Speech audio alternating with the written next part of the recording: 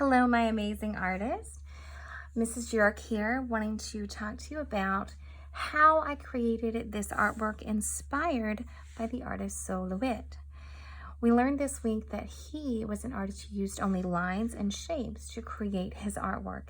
He created large artworks, and often the way his lines were directed created illusions or a trick of the eye to the person seeing his work. But let's talk about how this happened, because there's a lot of straight lines here and a lot of repetition. So I'm going to give you an example. I'm going to start with just a small piece of paper. You can start with any size that you have, and then I'm going to choose a shape. Lewett often used circles or squares or other shapes that he had. I chose a roll of tape or sticky notes to be a stencil. And you know what? I did circles last time, so I guess I'll do a square. So I'm going to center this in my paper, and I'm going to use my pencil to lightly trace it. Notice how I'm holding my stencil, taking it one side at a time. Taking my time. So now I have my shape. The next step is to put straight lines on the inside. And this is where you can choose to continue with your pencil or go ahead and choose the item that you want to add color.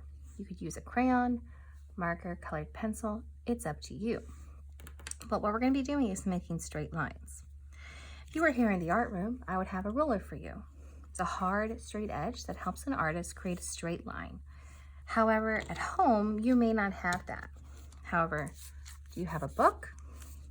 Do you have a hard paper edge or maybe the edge of a tissue box? These are all things that you could use for this project. And I'll show you an example by using my book. I'm going to open my book and use just the inside cover. Have a nice hard edge. Just took the paper cover off. And I'm going to use my colored pencil.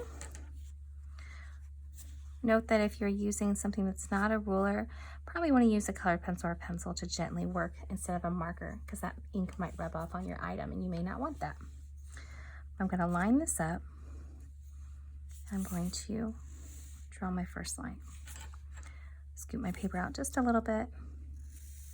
Draw my next line. I'm going to try to make this consistent. I want these lines to be pretty equally spread apart. You can have larger spaces, you could have smaller spaces in between your lines, but you want to try to make them all similar.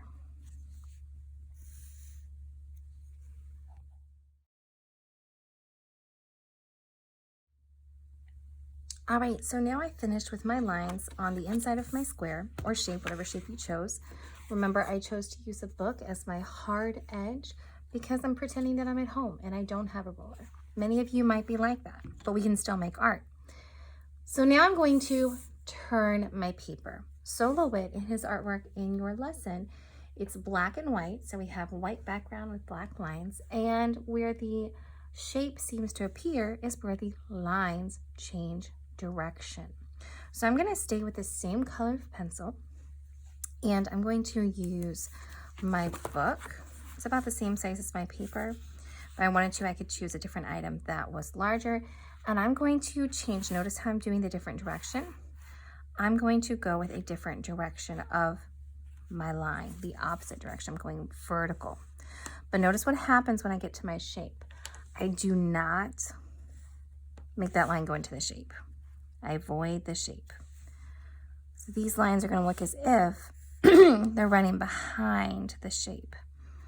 The more lines we put on, the more these lines will actually create a shape visually to the person seeing your artwork, and it's going to create an illusion. I'm going to press fast forward so we can move through this one. Remember, take your time.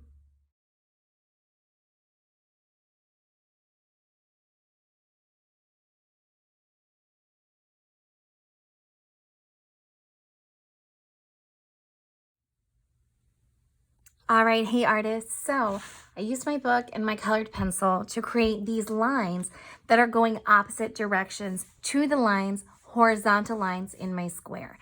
The illusion, or the trick of the eye in this artwork, since we're inspired by Lewett, is that this shape is being created based on where the lines change direction. Remember that pencil line I used? If you wanted to, you could go through. If you wanted and erase your pencil if you think it was too dark. Again, drawing lightly with your pencil before adding your color is a great way to start. Now, I used one color, but remember that original example. I chose to use multiple shapes. I chose to change up some colors a little bit, creating a color scheme with cool colors in the foreground and warm colors in the background. You choose how you want to do, but remember, the illusion happens when our lines change direction. Use a hard edge tool, a ruler, a book, a box, paper pad, whatever you have, to help you create these lines. Happy making, artist!